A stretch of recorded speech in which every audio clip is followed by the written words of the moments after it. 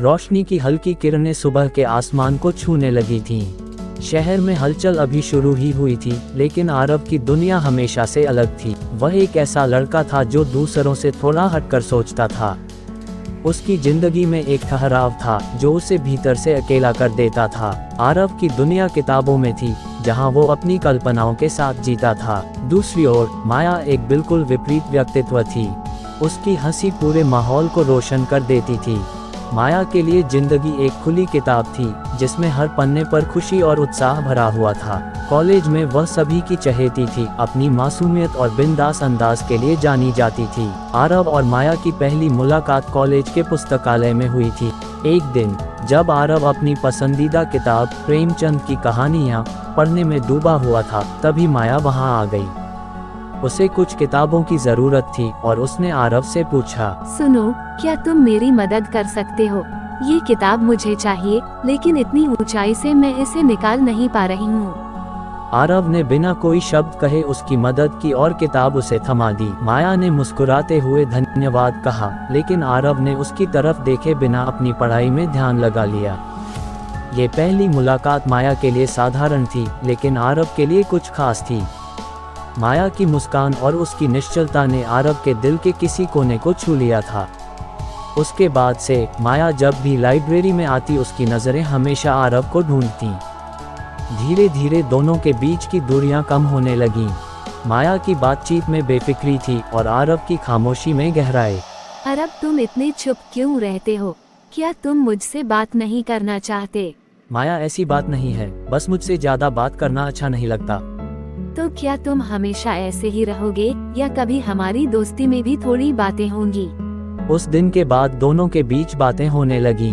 माया की चंचलता आरव को हंसाती और आरव की गंभीरता माया को उसकी ओर खींचने लगी। जहां माया का जीवन उत्साह से भरा था, वहीं आरव की सोच उसकी परिपक्वता को दर्शाती थी। यह विपरीत स्वभाव दोनों को एक दूसरे के और करीब ले आया। समय के साथ आरव और माया की दोस्ती गहरी होती गई। कॉलेज के कई पल उन्होंने साथ बिताए। तुमने कभी किसी से प्यार किया है? आरव ने थोड़ी देर सोचा और फिर धीमे से कहा, शायद नहीं। प्यार मेरे लिए एक अनजान एहसास है। तुम्हें पता भी नहीं चलेगा और एक दिन तुम्हें प्यार हो जाएगा। फिर वो दिन आया जब माया ने आरव के दिल की धड़कनों को महसूस किया। एक बार माया अचानक बीमार पड़ गई और कुछ दिन कॉलेज नहीं आ पाए। उसकी गैरमौजूदगी में आरव ने महसूस किया कि उसकी दुनिया जैसे अधूरी हो गई है। उसे माया की हर बात, हर हंसी और हर सवाल याद आने लगा। उसे समझ आया कि माया की दोस्ती सिर्फ एक दोस्ती नहीं थी, बल्कि उससे कहीं ज्यादा थी। आरव अब बेचैन रहने लगा। जब माया वापस कॉलेज आई तो आरव की आंखों में खुशी साफ झलक रही थी। माया ने उसकी इस हालत को देखा और मुस्कुराए। उसने धीरे धीरे आरव के दिल की बात समझ ली थी, लेकिन वह चाहती थी कि आरव खुद से अपने जज्बात खुद जाहिर करे। कुछ दिनों बाद कॉलेज का एक प्रोग्राम था। माया ने आरव से कहा, आरव, आज कुछ खास दिन है, तुम मेरे साथ चलोगे ना?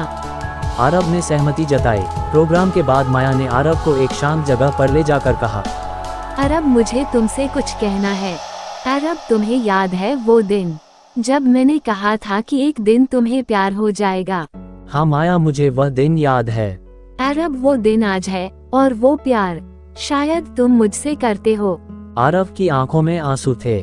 उसने धीरे से कहा, हाँ माया, शायद मैं सच में तुमसे प्यार करता हूँ।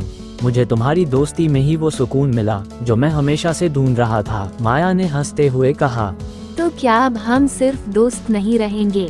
नहीं, अब हम दोस्त से ज्यादा हैं। उस दिन के बाद उनकी कहानी में एक नया मोड़ आ गया। प्यार ने दोनों के जीवन को और भी खूबसूरत बना दिया।